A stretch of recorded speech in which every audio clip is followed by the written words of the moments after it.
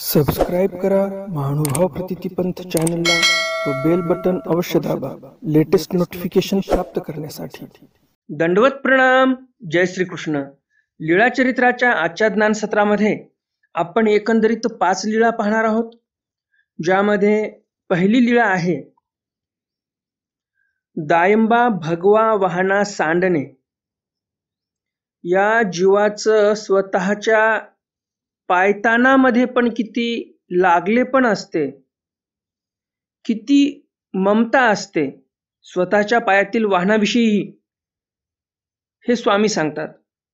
तर कोण्या भगव्याच्या वाहना दायंबांनी सांडल्या म्हणजे बाहेर नेऊन टाकल्या। आणि मग स्वामींना असं का वाटलं की बघा या जीवाची ममता त्या चपलीच्या ठिकाणी किती आहे, हे सविस्तर तुम्हाला आजच्या या ज्ञानसत्रातील पहिल्या लीळेमध्ये समजणार आहे। दुसरी लीळा आहे दायंबाप्रती जणू ठकला म्हणणे। स्वामी म्हणतात दायंबाला हा सर्व जण ठकलेला आहे, म्हणजे या जनाला या संसाराने या मोहमायेने ठकवलेलं आहे असं स्वामी निरूपण करतात। दृढ पुरुष महात्मे उपहासू। स्वामींनी जे दृढ पुरुष आहेत म्हणजेच जानोपाध्य, या जानोपाध्यांना स्वामींनी नवीन नाव दिलं होतं, ते म्हणजे दृढ पुरुष। तर स्वामी उपहास करतात। कशामुळे उपहास करतात, काय प्रकार घडतो, हे तुम्हाला आजच्या ज्ञानसत्रातील तिसऱ्या लीळेमध्ये समजणार आहे।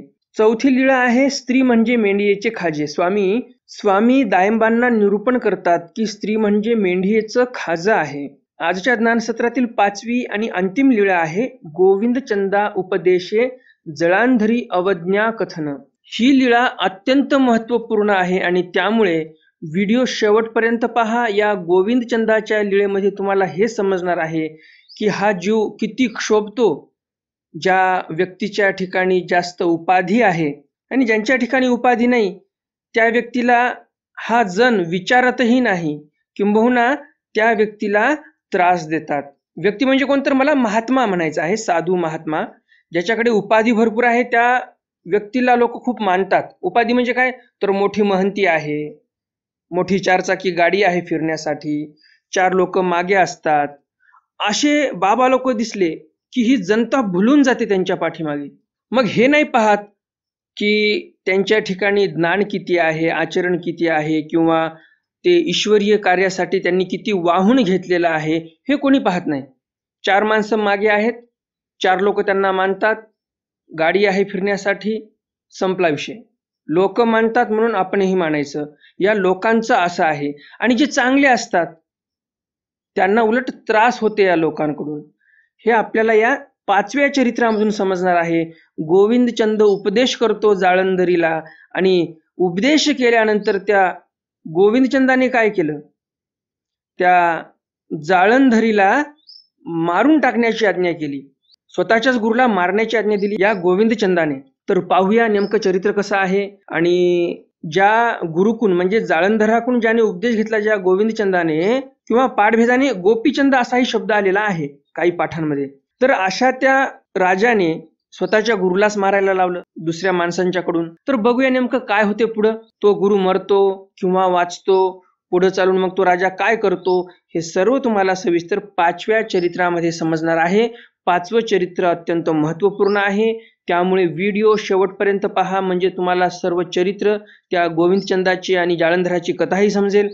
आणि म्हणून आजचं ज्ञानसत्र किमान अर्धवट सोडू नका।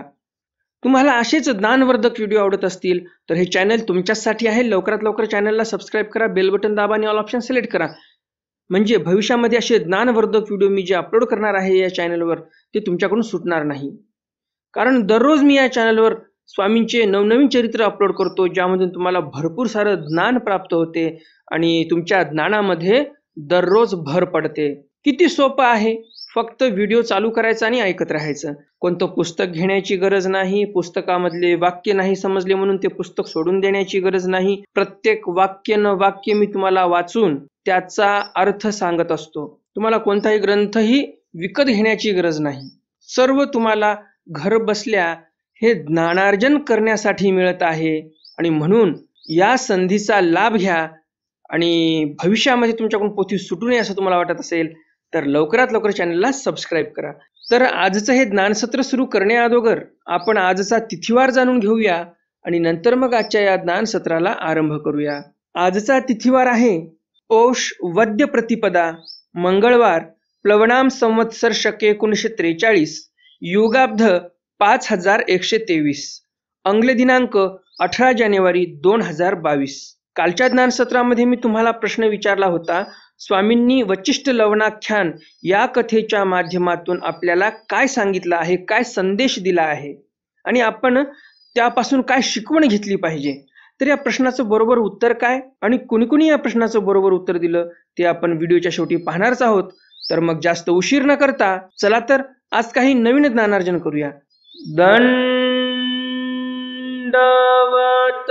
हो. मी ईश्वरदास महानुभाव सर्वांचं स्वागत करतो आपल्या महानुभाव प्रतितीपंथ या यूट्यूब चॅनलमध्ये. आजचं हे ज्ञानसत्र सुरू करण्याअगोदर एक छोटासा प्रश्न आहे आपल्या एका दर्शकाचा, तर ते प्रश्न पाहूया आपण आणि नंतर मग आजच्या ज्ञानसत्राला आरंभ करूया. एक आपले दर्शक आहेत, त्यांनी प्रश्न विचारलेला आहे, संन्यासात अपयश आलं तर सगळे लोक नावं ठेवतील आणि म्हणून आम्हाला भीती वाटते. आणि त्यांचाच एक प्रश्न आहे दुसरा, की संन्यास म्हणजे नेमकं असते तरी काय. तर सर्वप्रथम मी तुम्हाला सांगू इच्छितो, संन्यासामध्ये अपयश आलं तर घाबरण्याचं काही एक कारण नाही. कारण काय, तर आजच्या या ज्ञानसत्रामध्येच स्वामींनी सांगितलेलं आहे, भोजया हा अवघा जणू ठकला असेगा, परी मी ठकला ऐसे कव्हणी न म्हणे. काय म्हणतात स्वामी दायंबाला, भोजया या जगातील सर्व लोक हे ठकलेले आहेत, परंतु कोणीच म्हणत नाही की मला कोणीतरी ठकवलेलं आहे म्हणून. मोह मायेमध्ये संसारामध्ये हे जण ठकलेले आहेत. मग तुम्ही विचार करा, अशा या ठकल्या जणांचा काय विचार करायचा आपण. तुम्ही जे म्हणत आहात की संन्यास घेतल्यानंतर जर अपयश आलं, जर व्यवस्थित देवधर्म नाही झाला किंवा दुसरं कोणतं अपयश असेल, आता तुमच्या दृष्टिकोनातून ते तुम्हाला माहिती, परंतु अपयश आले तर लोक काय म्हणतील याचा विचार करण्याची गरजच नाही. देव काय म्हणतात, या जगातील सर्व लोक ठकल्या गेलेले आहेत, फसवल्या गेलेले आहेत, फसलेले आहेत या संसारामध्ये, या मोहमायेमध्ये. आणि अशा या फसलेल्या लोकांचं काय बोलणं ऐकायचं आपल्याला. त्यांनाच समजत नाही आपण फसलेलो आहोत, आपण याच्या बाहेर निघालो पाहिजे, हे त्यांनाच समजत नाही. आणि अशा लोकांचं बोलणं ऐकण्यासाठी आपण काय घाबरायचं. यांच्या बोलण्याला काहीच घाबरण्याची गरज नाही. बोलतील काही घेणे देणे नाही. मुळात ते फसलेले आहेत, तुम्हाला समजलेलं आहे आपण फसलो आहोत, तुम्ही निघण्याचा प्रयत्न करत आहात, तुम्ही त्यांच्यापेक्षा श्रेष्ठ आहात. एखाद्या व्यक्ती काही हालचालच करत नसेल त्या फसलेल्या ठिकाणाहून बाहेर निघण्यासाठी, त्यापेक्षा तुम्ही कितीतरी पटीने उत्तम आहात की तुम्हाला देव समजला, तुम्ही संसार बंधनातून बाहेर निघण्याचा प्रयत्न करत आहात. त्यामुळे जगाच्या लोकाचा विचार करायचा नाही. जगाचा जर विचार केला आपण तर हे लोक जे आहेत ते एकतर घोड्यावरही बसू देत नाहीत आणि पायीही चालू देत नाहीत. आणि म्हणून या लोकांचा विचारच करायचा नाही. हे ठकलेले लोक आहेत, हे लोक वेडे आहेत, यांना समजत नाही आपण फसलेलो आहोत. मग वेड नाही म्हणायचं तर काय म्हणायचं यांना. तर अशा वेड्या लोकांचा विचार करायचा का आपण. आपल्याला देव समजला, आपल्याला एवढं ज्ञान प्राप्त झालं, आपल्याला हे समजलं की ईश्वरच आपला खरा माय बाप बंधू सोयरा चुलता काय असेल ते सर्वस्व परमेश्वर आहे, एवढं समजलं आपल्याला. आणि तरी पण आपण जर या वेड्या लोकांचा विचार करत बसलो, जे संसारामध्ये फसलेले आहेत, आणि हे लोक काय म्हणतील आपल्याला, हा जर विचार केला तर नक्कीच देव आपल्याकडे पाहून हसतील की वेड्या, तुला एवढा ईश्वर समजला आणि तू या वेड्या लोकांसाठी ईश्वराला सोडून संसारात रममाण होतो. लोक काय म्हणतील म्हणून देव द्यायचा सोडून आणि संसारातच बसायचं. आणि म्हणून संन्यासात अपयश येईल न येईल हे पुढची गोष्ट झाली. श्रीकृष्ण महाराज काय म्हणतात, कर्मण्येवाधिकारस्ते मा फलेषु कदाचन मा कर्मफल हेतुर्भुर माते संगस्त्व कर्मणी. श्रीमद भगवद्गीतेमध्ये श्रीकृष्ण महाराज म्हणतात, अर्जुना तुझ्या हातामध्ये फक्त कर्म करण्याचं आहे. यश येईल अपयश येईल याचं तुला काही एक घेणे देणं नाही.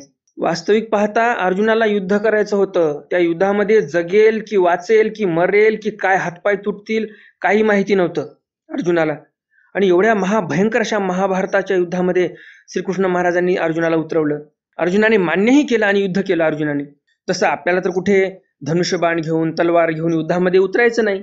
की खरंच आपली जीवितहानी होईल काय, आपला हात तुटेल, पाय तुटेल किंवा आपण जीवानिशी जाऊ, असं काहीच नाहीये ना. आपल्याला तर संन्यास घ्यायचा आहे. मग घाबरायचं काय त्यासाठी? अर्जुनाने विचार केला नाही. मेलं तर मेलं, जगलं तर जगलं. देव म्हणतायत युद्ध करायचं. तर ते श्रीकृष्ण महाराज सांगत होते अर्जुनाला त्या परीने आचार करण्याचा. त्यांनी आचार केला त्याप्रमाणे अर्जुनाला मोक्ष प्राप्त झालं. धर्मासाठी युद्ध केलं. परंतु इथे स्वामींनी आपल्याला काय सांगितलं? युद्ध वगैरे काही करायचं नाही.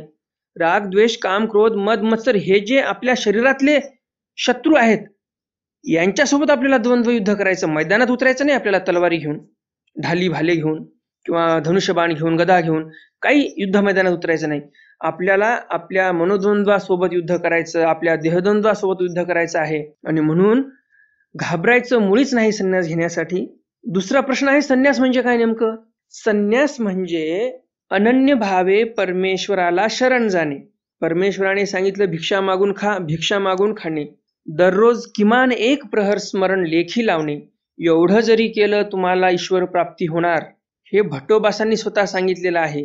दररोज भिक्षा मागायची, 4 घरं कधी या गावातले मागायचे, 4 घरं कधी त्या गावामध्ये जाऊन मागायचे. तर अशी भिक्षा मागत चालायची. किंवा एकाच गावामध्ये जरी भिक्षा मागत असाल तुम्ही, तर या कोपऱ्यातील 4 घरं, गावाच्या त्या कोपऱ्यातील 4 घरं, कधी या कोपऱ्यातील, कधी त्या कोपऱ्यातील, कधी या गल्लीमध्ये, कधी त्या गल्लीमध्ये, अशी भिक्षा मागत राहायची गावामध्ये. आणि आपण भिक्षा मागितली की आपण जिथे राहत आहोत, मग मंदिर असेल, आश्रम असेल, मार्ग असेल, तिथे गेल्यानंतर उत्तरपंथीय झोळी दृष्टपूत करायची, देवाला उपहार दाखवायचा, योग्य पात्र उपलब्ध असेल तर त्यांना झोळी दृष्टपूत करायची, आणि नंतर मग आपण आहार घ्यायचा आणि देवाच्या स्मरणामध्ये आपला वेळ घालवायचा आहे. तर एवढं साधं सोपं आहे. करतो म्हटलं तर काय फार अवघड नाही. तर आपल्या या दर्शकांना त्यांच्या प्रश्नाचं उत्तर मिळालंच असेल. आता आपण आपल्या विषयाकडे वळूया. कदाचित तुम्हाला सुरुवातीला म्हटलं मी 4-5 चरित्र होतील, परंतु हे प्रश्न होता एका दर्शकाचा आपल्या, आणि हे माझ्या नंतर लक्षात आलं आणि मग या प्रश्नाचं उत्तर मी दिलेलं आहे.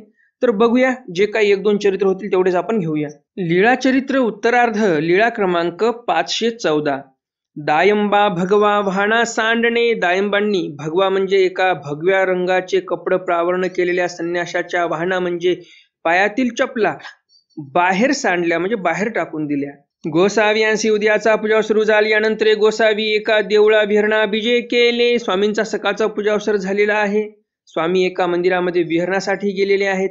सरिसे दायंबा असती, तेथे एक संन्यासी बैसले होते. स्वामींच्या सोबत दायंबा होते आणि त्या देवळामध्ये ज्या स्वामी गेलेले आहेत त्या देवळामध्ये एक संन्यासी बसलेले होते. गोसावियांसी जेथ आसन रसावे तेथ त्याच्या वाहना असती. स्वामींना जिथे बसण्यासाठी आसन टाकायचं तिथे नेमकं त्या संन्याशाच्या पायातील वाहना होत्या. दायंबाये वाहना घेतलिया, घेऊन बाहेरी टाकलिया. दायंबांनी त्या वाहना उचलल्या, बाहेर नेऊन टाकून दिल्या. आणि ते कांपत उठिले. भगव्याला आला राग. त्या भगवा म्हणजे काय? तो संन्यासी. तर त्या भगव्याला राग आला, त्याचं अंग लागलं कापायला. जसं आपल्याला एखाद्या वेळेस एकदम भीती वाटली तर आपलं अंग चळचळ कापायला लागते, त्याप्रमाणे हा भगवा जो आहे तो चळचळ कापायला लागला आणि आपल्या वाहना घेऊन गेला. आपल्या वाहना उचलल्या आणि घेऊन गेला. सर्वज्ञ म्हणतले देखिले गा भोजया. स्वामी म्हणतात, पाहिलं का भोजया? कोण ठाव वेरी जाले पण वाहना बाहेरी घातलिया, जैसा काही हाची बाहेरी घातला होय. स्वामी म्हणतात, बघा किती लागले पण आहे त्या संन्याशाचं स्वतःच्या त्या वाहनांमध्ये, पायातील चपलांमध्ये पण एवढं लागले पण आहे, एवढी ममता आहे. चपला बाहेर टाकल्या तर या संन्याशाला असं वाटलं जणू काही मलाच उचलून बाहेर टाकलं. चळचळ कापत उठून गेला, बाहेरच्या चपल्या उचलला आणि निघून गेला हा संन्यासी. मग दायंबाई गोसावी असे आसन रचले, तेच गोसावी असे आसन झाले. मग दायंबांनी स्वामींना बसण्यासाठी आसन रचलेलं आहे. मग त्या आसनावर स्वामी आसनस्थ झालेले आहेत. उत्तरार्ध, लीळा क्रमांक 515. दायंबा प्रती जणू ठकला म्हणणे. दायंबा प्रती म्हणजे दायंबाला स्वामी म्हणतात की हा जो जन आहे, म्हणजे ही जी जनता आहे, हे जे लोक आहेत ते ठकलेले आहेत. सर्वज्ञ म्हणतले भोजया हा अवघा जणू ठकला असे गा. स्वामी म्हणतात भोजयाला, भोजया ही सर्व जनता ठकलेली आहे, यांना ठकवलेलं आहे. परी मी ठकला ऐसे कहूनी न म्हणे. परंतु कोणीच लोक म्हणत नाहीत की खरंच मला कोणी ठकवलं. कारण या संसारामध्ये मोह माया जी आहे, या मोहमायेने या संसाराने या जीवाला ठकवलेलं आहे. अशा प्रकारे गुंतवून टाकलं संसारामध्ये, या प्रपंचामध्ये पती, पत्नी, मुलं, बाळ, आई, वडील, आजी, आजोबा, काका, चुलते, नातेवाईकामध्ये एवढं गुंतवून टाकलं, एवढी मोहमाया वाढवलेली आहे, की या लोकांना समजत नाही की हे संसार म्हणजे नाशिवंत आहे, आपल्याला देवधर्म करावा लागणार आहे, जर शाश्वत सुख पाहिजे असेल तर. असं काही यांना समजत नाही. हे ठकलेले लोक आहेत. आणि पुन्हा असं कोणी म्हणत नाही की खरंच मी ठकलो म्हणून. ते म्हणतात, अहो ह्यामध्येच तर सर्व सुख आहे. किती घर भरून आहे, लेकरं, बाळ, नातू, पुतू, ह्यामध्येच तर सर्व स्वर्ग सुख आहे.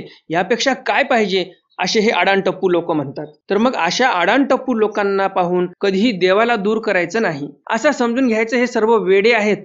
या जगामध्ये सर्व वेड्यांची भरती आहे. जे लोक संसारालाच सर्वस्व मानतात, ते म्हणजे कोण? ते सर्व लोक वेडे आहेत. कारण काय, हे मी म्हणत नाही बरं का, स्वामी म्हणत आहेत. स्वामी काय म्हणत आहेत की या लोकांना ठकवलेलं आहे कोणीतरी, हे यांना समजत नाही.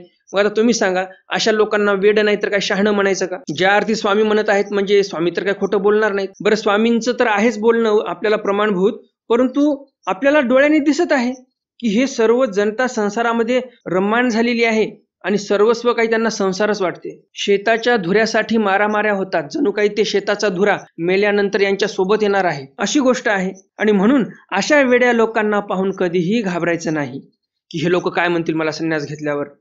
डोक्यात विषय आणायचा नाही. स्वामींनी सांगितलं ना, वेडे लोक आहेत, संपला विषय. आपण कधी वेड्यांचं मान्य करतो का? वेड्याच्या दवाखान्यात गेले तुम्ही, त्याने जर काही सांगितलं एखाद्या वेड्या माणसाने, तुम्ही ऐकता का? नाही. तर स्वामीच्या दृष्टिकोनातून जे लोक या संसारामध्ये रम्मान आहेत आणि सर्वस्व म्हणजे संसारच मानतात, ते सर्व लोक वेडे आहेत. कारण की त्यांना ठकवलं कोणी हे पण समजत नाही. कवनी एकू ऐसे म्हणेल मी ठकला, तरी तयाचे ठकफेडी जेल. आणि मग स्वामी म्हणतात, जर एखादा व्यक्ती म्हणालाच की मी खरंच ठकल्या गेलो या संसारामध्ये, तर स्वामी म्हणतात आम्ही त्याला या संसार बंधनापासून मुक्त करू, तरी त्याचे ठक फेडीजेल, असं स्वामी म्हणतात. यावेळी दायंबा उगेची होते. स्वामींना असं वाटलं की दायंबा असं म्हणतील की देवा मी ठकलेला आहे, मला या संसार बंधनापासून मुक्त करा. परंतु स्वामींनी एवढं सगळं स्पष्ट म्हटलं तरी दायंबा उगेची होते म्हणजे गप्प बसतात, काही एक म्हणत नाहीत. आणि शेवटी दायंबा बोधवंत असूनही शेवटपर्यंत अनुसरले नाही, उलट विकल्पाला शरण गेले, असे ते दायंबा होते. उत्तरार्ध लीळा क्रमांक 516. दृढ पुरुष महात्म्य उपहासू. स्वामींनी दृढ पुरुष महात्म्याचा उपहास केला. दायंबाई हे गोष्टी गोसाव्यापुढा सांगितली, जी जी हा लोकू अवघा डंबे खावा. दायंबांनी स्वामींपुढे एक गोष्ट सांगितली. दायंबा म्हणतात स्वामींना, जीजी हा लोकू अवघा डंबे खावा, म्हणजे जे दांभिक लोक आहेत ते दांभिक लोकच या जनतेला खाऊ शकतात, या जनतेकडून लुबाडून काही घेऊ शकतात, मागणी करून घेऊ शकतात. जे ओरिजिनल चांगले लोक आहेत त्या लोकांना ही जनता विचारत नाही. दिखावा कसा आहे तुमचा, तुम्ही कसे दांभिक आहात, त्या दांभिकपणाला पाहूनच लोक आकर्षित होतील तुमच्याकडे. परंतु खऱ्या लोकाला कोणी विचारत नाही. खरा महात्मा असेल तो साध्या पोत्यावर बसतो, आपला आपला देवधर्म करतो, भिक्षा मागून खातो, पायी फिरतो. अशा महात्म्याला कोणी तेवढंसं विचारत नाही. परंतु जसं मी सुरुवातीला म्हटलं की ज्या महात्म्याच्या मागे किंवा बाबा लोकांच्या मागे 4 माणसं असतात त्यांना सर्वजण मानतात. तर ही गोष्ट कोण सांगत आहेत? दायंबा सांगत आहेत. असं नका समजू की मीच म्हणत आहे. ईश्वरदास महानुभावांनी मला असं सांगितलं, अशी गोष्ट नाही बरं का. हे दायंबा जे सांगतात या ग्रंथामध्ये जे आलेलं आहे ते मी तुम्हाला सांगत आहे. नाही तर पुन्हा लोक म्हणायचे की या चरित्रामध्ये भलतंच काहीतरी सांगून दिलं यांनी. तर मी काही सांगत नाही, दायंबा जे बोलतात ते सांगत आहे मी. तर दायंबा काय म्हणतात, ही जनताच अशी आहे की दांभिक लोकांच्याकडेच आकर्षित होते ही जनता. खरे माणसं यांना पटतच नाहीत. जी जी एके वर्षी दुकळू पडिला, एके वर्षी दुष्काळ पडला.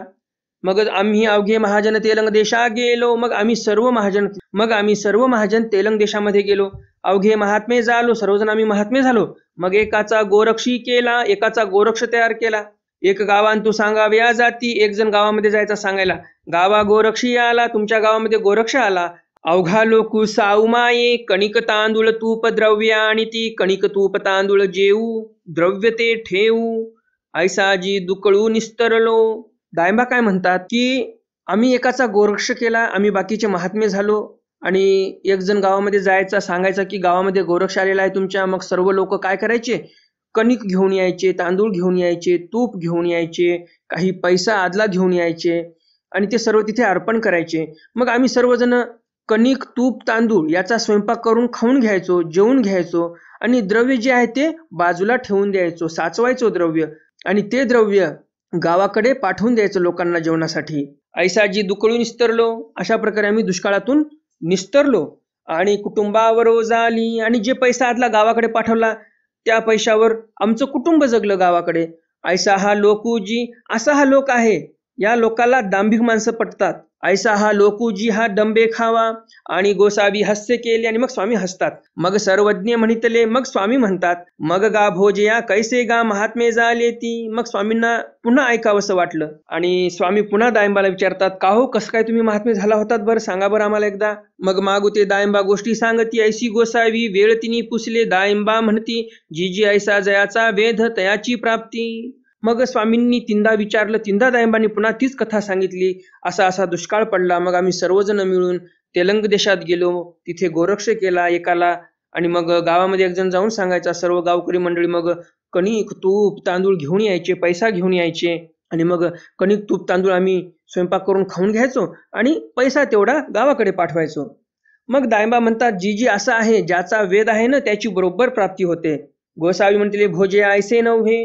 स्वामी म्हणतात, भोजया असं काहीही नाही. भोजया ऐसे नव्हे, अंशवेधे संपूर्णाची प्राप्ती. अंशाचा जर वेध झाला तर संपूर्णाची प्राप्ती होते असं स्वामी म्हणतात. जी जी ते कैसे जी. दायंबा म्हणतात, ते कसं काय बरं. आणि मग या प्रकरणावर स्वामींनी विद्यामार्ग प्रकरण निरूपण केलेलं आहे. जे सूत्रपाठामध्ये 9 प्रकरण आहेत, त्या 9 प्रकरणापैकी हे विद्यामार्ग नावाचं एक प्रकरण आहे. तर ते विद्यामार्ग प्रकरण इथे स्वामींनी दायंबाला निरूपण केलेलं आहे. मग भट्टोबासांनी प्रश्न केला की अंतःकरण वेध तो कैसा जी, म्हणजे अंतःकरणाने वेध होतो ते कसं काय बरं. सर्वज्ञ म्हणतील कासवी असे. मग या प्रसंगावर स्वामींनी कासवीचा दृष्टांत सांगितला. ते थडीयेसी विये. ती जी कासवी आहे ती एका थडीवर विते. आपण येईलाडी असे ती पैलाडी असती. कासवी स्वतः नदीच्या अलीकडे राहते, पलीकडे तिचे पिलं असतात. तेथून तया ते अंतःकरणी आठवी. मग तेथून ती कासवी अंतःकरणामध्ये आठवते त्या पिलांना. अमृतकळा असे ते संचरे. नुसती आठवण केल्याने त्या पिलांमध्ये अमृतकळा संचरते. तया तवती एवा आढती. आणि मग त्यामुळे ते पिलं वाढतात. तैसे परमेश्वराची आठवण येतव एका वेद संचरिती. परमेश्वराची तुम्ही आठवण जरी केली तरी तुम्हाला परमेश्वराचा वेध होईल असं स्वामी इथे सांगतात. उत्तरार्ध लीळा क्रमांक 517. स्त्री म्हणजे मेंढीचे खाजे. स्वामींनी स्त्री म्हणजे मेंढीचे खाजे आहे असं निरूपण केलं दायंबांना. ढोरेश्वरी अवस्थान. स्वामींचं पैठण नगरीमध्ये जे ढोरेश्वर नावाचं ठिकाण होतं, मंदिर होतं, तिथे अवस्थान आहे स्वामींचं. दायंबाए गोसाव्यापाशी एक गोष्टी सांगितली. दायंबांनी स्वामींपाशी एक गोष्ट सांगितली. जी जी एक एकाची बायलीपाशी बळेची जाय. काही लोक असतात ते उगच बायांपाशी जाऊन बसतात, गप्पा मारतात. एका जाववेना. एक व्यक्ती अशी असते की तिला बायांपाशी जावंसं वाटत नाही. मग तो सोवासिनी ते म्हणे. मग ती व्यक्ती कोण्यातरी तिराईत एका बाईला सांगते, तेथ तयासी व्यभिचरे. आणि मग एका तिराईत बाईला मध्यस्थी करून संपर्क करते त्या स्त्रियेशी आणि मग त्या स्त्रीसोबत हा व्यक्ती व्यभिचार करतो. त्या बाईला सितव काही बोलो चालो नये. पण त्या बाईला काही बोलता चालता येत नाही त्या व्यक्तीला. सर्वज्ञ म्हणते अतिगा भोजया. स्त्री म्हणजे मेंढीचे खाजे गा हो काजी. स्वामी म्हणतात, बरोबर आहे भोजया. स्त्री जी आहे ते मेंढीचे खाजे आहे जणू काही. आणि मग दायंबा होकाजी म्हणतात, ठीक आहे म्हणतात. आता मेंढीचे खाजे म्हणजे काय. ज्याप्रमाणे जे मेंढरांचा कळप असतो, त्या मेंढरांच्या कळपामध्ये जर एखाद्या मेंढीला भिजवलेल्या चण्याचा वास आला किंवा काही तिच्या आवडीच्या पदार्थाचा वास आला एकटीलाच, तर ती मेंढी पूर्ण कळपाला सोडून तिकडे धाव घेते आणि चणे खात बसते किंवा जे काही तिच्या आवडीची वस्तू असेल, आवडीचा पदार्थ असेल, ती मेंढी ती खात बसते. तर त्याप्रमाणे आहे. तर तसं आहे, ज्याप्रमाणे ती मेंढी त्या खाज्याच्या मागे जशी पळाली, तसं हा साधक जो आहे तो या विषयाच्या मागे धाव घेतो, मग परमार्ग सोडतो, गुरु सुहृदांना सोडून देतो आणि त्या विषयाच्या पाठीमागे धावतो. तर ही गोष्ट परमार्गावरच बसते का. हा जो दृष्टांत आहे या मेंढीचा, हे जे उदाहरण दिलेलं आहे स्वामींनी, हे फक्त संन्याशांसाठीच आहे का. तर तसं नाही, वासनिक मंडळींवर पण हे लागू आहे.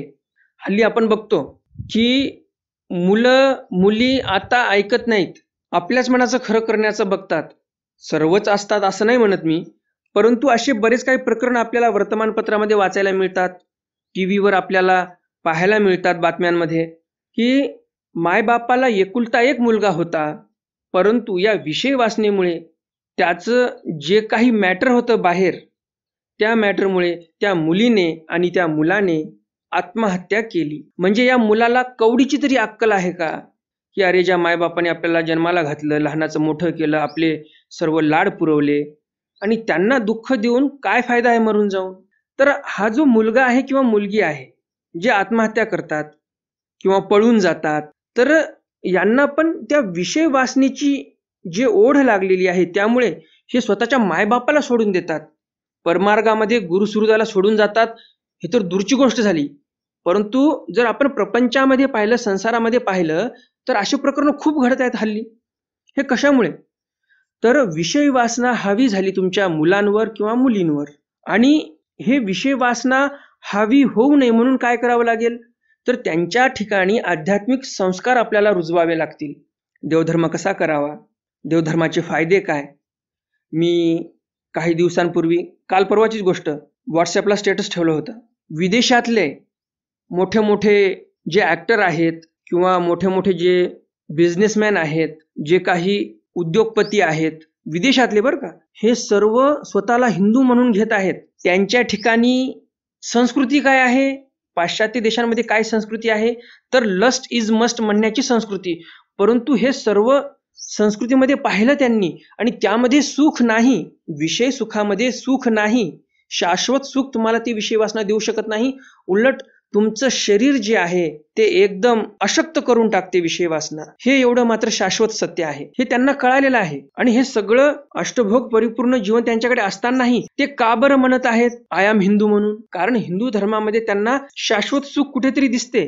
आणि शाश्वत सुख त्यांना कुठे दिसते, तर श्रीमद भगवद्गीतेमध्ये दिसते. कारण ते श्रीमद भगवद्गीता वाचतात. आणि नेमकं आपलं इथेच चुकते. आपण आपल्या मुलांना श्रीमद भगवद्गीता वाचायला देत नाही. अहो, त्यांना वाचायला देणं दूरची गोष्ट झाली, आजकालच्या मम्मी पप्पांनाच वेळ नाही श्रीमद भगवद्गीता वाचण्यासाठी. या मम्मी पप्पांना फक्त यासाठी वेळ असतो की घरामध्ये आंबा आणला, अरे मँगो आणला म्हणायचा, सफरचंद आणलं की ऍपल आणला म्हणायचा.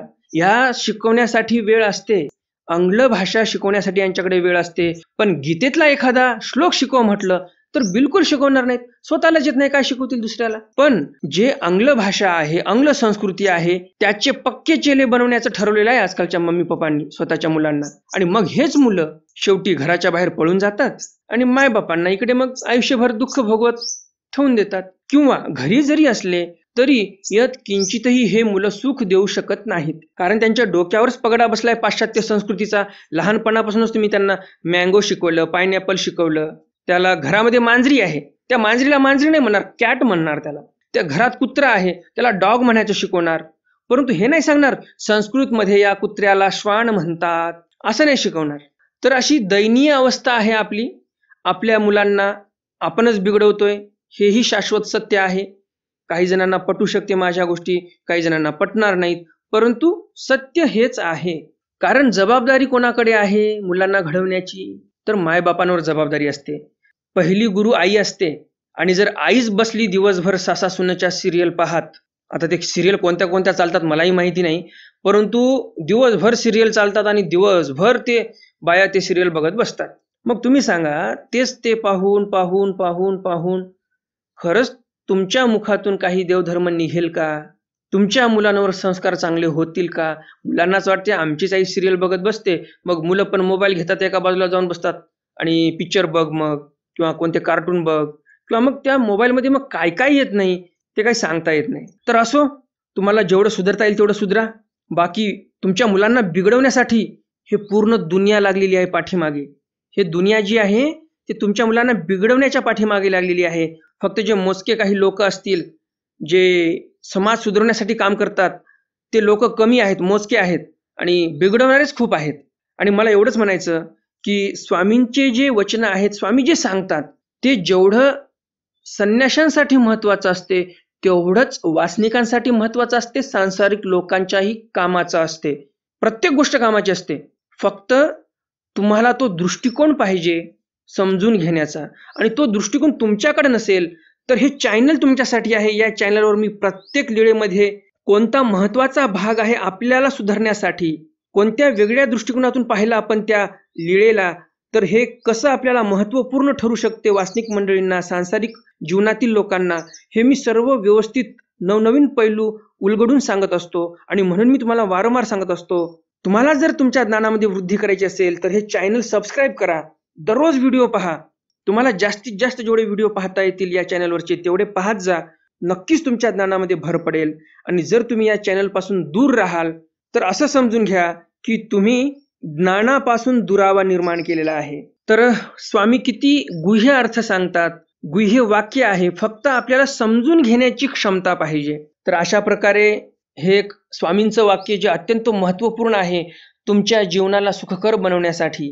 पाश्चात्य संस्कृतीचे दास नका होऊ, पाश्चात्य भाषेचे नका दास होऊ तुम्ही, तर ईश्वराचे दास व्हा, श्रीमद भगवद्गीतेचे दास व्हा. तुम्ही तुमच्या जीवनामध्ये सुखच सुख आणि आनंदच आनंद येईल. तुम्हाला जे मी सुरुवातीला म्हटलं होतं, गोविंदचंद आणि जाळंधरीची कथा मी तुम्हाला सांगणार आहे.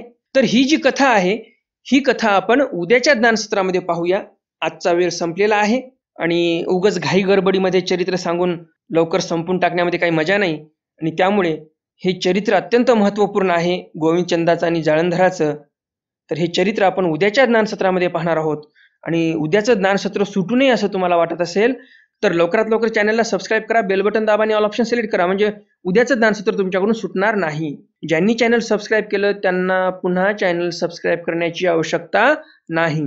आजच्या ज्ञानसत्रातील प्रश्न आहे, स्त्री म्हणजे मेंढीचे खाजे गा जे स्वामी म्हटले, या वाक्यावरून आपल्याला काय लक्षात येते? हे वाक्य आपल्याला काय सांगून जाते? आपण काय केलं पाहिजे या आपल्या मुलाबाळांसाठी किंवा जे काही परमार्गातील शिष्य मंडळी आहेत त्यांच्यासाठी आपण कसे संस्कार दिले पाहिजे? जर हे असं आपल्याला वाटते की होऊ नये, मेंढीचे खाज्यासारखं आपले लेकर होऊ नये किंवा शिष्य मंडळी होऊ नये, तर आपण काय केलं पाहिजे? हा आजच्या ज्ञानसत्रातील प्रश्न आहे. आता पाहूयात आपण कालच्या ज्ञानसत्रातील प्रश्न, त्याचं उत्तर आणि कोणी कोणी त्या प्रश्नाचं बरोबर उत्तर दिलं त्या सर्व वासनिक मंडळींची नावं. कालच्या ज्ञानसत्रामध्ये मी तुम्हाला प्रश्न विचारला होता, स्वामींनी वचिष्ठ लवणाख्यान या कथेच्या माध्यमातून आपल्याला काय सांगितलं, काय संदेश दिला? या कथेतून आपल्याला हे लक्षात येते की प्रपंच हा नाशिवंत आहे, ईश्वर हे शाश्वत सत्य आहे. प्रपंचाला आपण जर खरं मानून तिथेच बसलो तर आपल्या जीवाचं कधीही भलं होणार नाही, हे स्पष्ट स्वामी सांगतात. जीवनाचं अंतिम ध्येय हे ईश्वर प्राप्ती असलं पाहिजे. स्वामींनी मग खराण्याचा दृष्टांत सांगितलेला आहे, स्वप्नाचा दृष्टांत सांगितलेला आहे. स्वप्नामध्ये जे तुम्ही दुःख भोगलं, जे सुख भोगलं ते तर सत्य होतं. मग हे प्रपंच जे आहे, हा जो संसार आहे, हा संसार स्वप्नवत जरी असला तरी यामध्ये जे तुम्ही पाप कर्म केले ते सर्व पाप कर्म तुम्हाला फेडावे लागतील, भोगावे लागतील, नरकामध्ये नक्कीच सडावं लागेल तुम्हाला. आणि म्हणून लवकरात लवकर आपण ईश्वराला अनुसरलो पाहिजे. कारण ते जे खराण्याचा दृष्टांत आहे, रात्री त्याने जे काही अंथरुणामध्ये लघवी केली ती लघवी त्याला सकाळी उठल्यानंतर धुवावी लागली की नाही, अंथरुण धुवावं लागलं की नाही. तर जे आपण पापरूप कर्म केले ते तर आपल्याला धूत बसावंच लागणार आहे. स्वप्नात जरी केले, आपला प्रपंच म्हणजे स्वप्नवत आहेच, हे खरं आहे, परंतु या स्वप्नामध्ये जे कर्म केले ते कर्म आपल्यालाच क्षाळन करावे लागतील, नरकात जावं लागेल, दुःख भोगावं लागेल. आणि म्हणून जास्त पाप आपल्याकडून होता कामा नये. आपण देवधर्म केला पाहिजे चांगला. एवढा अनमोल असा मनुष्यजन्म देवाने आपल्याला दिलाय. आणि हा मनुष्यजन्म जर आपण पशुप्रमाणे जगून जर व्यतीत करत असणार तर मग आपण काय म्हणून, काय तोंडाने देवाला आपण म्हणणार की देवा तू आमचं वाईट केलं? आपणच आपल्या हाताने पायावर कुऱ्हाडी मारत आहोत. मग देवाला बोलण्याचा काहीतरी आपल्याला अधिकार आहे का? बिलकुल अधिकार नाही. आणि म्हणून स्वामींनी आपल्या सर्वांसाठी ही कथा सांगितलेली होती. या कथेमधून जे काही तुम्हाला समजलं, जे काही पटलं ते वारंवार स्मरण करत जा की प्रपंच हा नाशिवंत आहे, आपल्याला लवकर यातून मुक्त व्हायचं आहे. एकतर पडायलाच नाही पाहिजे होतं, परंतु आपल्याला ज्ञान उशिरा प्राप्त झालं, काही हरकत नाही. देवाने आपल्याला 56 पर्यंत वेळ दिलेला आहे. 56च्या अगोदर आपण अनुसरलो पाहिजे. एक पाश्चात्य मोठे विद्वान पंडित आहेत, त्यांनी या संदर्भामध्ये सांगितलेलं आहे की जे सनातन संस्कृतीमध्ये सांगितलेलं आहे की वानप्रस्थ आश्रमामध्ये माणसाने प्रपंच सोडून वनामध्ये गेलं पाहिजे. 25 वर्षापर्यंत ब्रह्मचर्य आश्रम, 50 वर्षापर्यंत गृहस्थ आश्रम, आणि 50 वर्ष संपले या जीवनातले की 51व्या वर्षात माणसाने वनाकडे प्रस्थान केलं पाहिजे, म्हणून वानप्रस्थ म्हणतात. यामागचं कारण काय? तर जर तुम्ही संसारात राहिलात, आणि संसारच करत राहिलात 50 नंतर पण, तर तुमचं शरीर एवढं अक्षम होऊन जाईल की जणू काही तुमचं शरीर बिमाऱ्यांचं घर झालं का, एवढी अशक्ती येईल आणि मग तुम्ही देवधर्म करू शकणार नाहीत. 50 पर्यंत तुमचा संसार थांबलाच पाहिजे, हे त्या पाश्चात्य संस्कृतीतील एका वैज्ञानिकाने पण सांगितलेलं आहे. सर्व त्याचं स्टेटमेंट इंग्लिशमध्ये आहे. ते स्टेटमेंट पण मी तुम्हाला एखाद्या दिवशी आपल्या चॅनलवर अपलोड करणारच आहे. ते पण महत्त्वपूर्ण आहे. हे मी कशासाठी सांगत आहे की जे आधुनिक काळातले मुलं मुली आहेत, जे कॉलेज स्कॉलर आहेत आणि स्वतःला पुरोगामी म्हणवतात, त्यांना देवाधर्माचं काही पटत नाही की या ग्रंथामध्ये हे सांगितलं, या साधू संतांनी ते सांगितलं, त्या साधू संतांनी ते सांगितलं. तर आजकालच्या पिढीला पाश्चात्य संस्कृतीचं अनुकरण करावं असं वाटते आणि म्हणून मी हे पाश्चात्य संस्कृतीतील लोकांचे जे काही वक्तव्य आहेत हे मी मांडण्याचा प्रयत्न करत असतो. तर तेही वक्तव्य मी अपलोड करणार आहे. उद्या किंवा परवापर्यंत ते अपलोड करेल. तर महत्त्वपूर्ण आहे. तर मराठीमध्ये ट्रान्सलेशन करेलच जर तुमची इच्छा असेल तर, नाहीतर मी सरळ इंग्लिशमध्ये टाकणार आहे. आणि जर तुम्हाला मराठीमध्ये ट्रान्सलेशन पाहिजे असेल त्या इंग्लिश व्हिडिओचं, तर तसं कळवा मला व्हिडिओमध्ये. मग मी इंग्लिश सोबतच मराठीमध्ये पण ट्रान्सलेशन करेल आणि तो व्हिडिओ अपलोड करेल. बरोबर उत्तर देणाऱ्या वासनिक मंडळींची नावे पुढील प्रमाणे: एकनाथजी माळी, प्रभाकरजी मुंगल, विश्वासजी गोवरे, आरतीताई कदम, माधुरीताई भोपळे, ललिताताई कानडे, निर्मलाताई फिरके, संध्याताई पाटील, सुलभाताई देशमुख, डॉक्टर सतीशजी उर्हे, मुकेशजी भुयार, देवानंदजी काकडे, शालिनीताई राऊत, भूपाळजी साळवे, संध्याताई सुरेश, ज्ञानेश्वरजी महाजन, श्यामजी रोकडे, पुष्पाताई धनवटे, नरेंद्रजी मेश्राम, निवृत्तीजी खाडे, नीलाताई घाणेकर, नंदिनीताई गिरी, राजश्रीताई वर्डेकर, लताताई चिपडे, अच्युतरावजी आडवे, प्रज्वलजी मेहंगे, भागुरावजी कदम, अभिषेकजी दप्तरे, मालतीताई वांगे, राजश्रीताई माने, सुरेशजी केके, स्नेहाताई पाटील, लहूजी मादगुडे, रुक्मिणीताई मादगुडे, सोनियाताई गजभिये, बाळासाहेबजी काळोखे, सुधीरजी काळोखे, मंगलाताई मेटे, जिजाबाई पाबळे, सुजाताताई पाटील, संतोषजी रासकर, आस्ताताई कदम, प्रकाशजी साठे, ज्ञानेश्वरजी उगले, हर्षिकाताई नाखले. या सर्व वासनिक मंडळींनी अगदी बरोबर उत्तर दिलेली आहेत. तुम्हा सर्वांचं खूप खूप अभिनंदन. तुम्ही ध्यान देऊन पोथी ऐकलीत आणि अगदी व्यवस्थित आणि अचूक अशी उत्तर तुम्ही सर्वांनी दिलेली आहेत. ज्याप्रमाणे तुम्ही कालच्या ज्ञानसत्रातील प्रश्नाचं उत्तर दिलं, त्याचप्रमाणे तुम्ही आजच्याही ज्ञानसत्रातील प्रश्नाचं उत्तर नक्कीच देणार अशी अपेक्षा आहे. तर मग भेटूया उद्याच्या ज्ञानसत्रामध्ये सर्वज्ञ श्री चक्रधर स्वामींच्या काही नवीन चरित्रांसह, ज्यामध्ये गोविंदचंद आणि जाळंधरीची कथा तुम्हाला ऐकायला मिळणार आहे. विठ्ठलू वीरू कथन हेही चरित्र तुम्हाला उद्या पाहायला मिळणार आहे. वनिता चंदने स्त्रिये प्रीती हेही चरित्र उद्या तुम्हाला ऐकायला मिळणार आहे. जोगी ब्रह्म उपदेशू, कनेरी गुरुभक्ती, तर असे एकंदरीत 4-5 चरित्र उद्याच्या ज्ञानसत्रामध्ये तुम्हाला ऐकायला मिळणार आहेत. तर मग भेटूया उद्याच्या ज्ञानसत्रामध्ये सर्वज्ञ श्री चक्रधर स्वामींच्या काही नवीन चरित्रांसह. तोपर्यंत दंडवत प्रणाम. जय श्रीकृष्ण.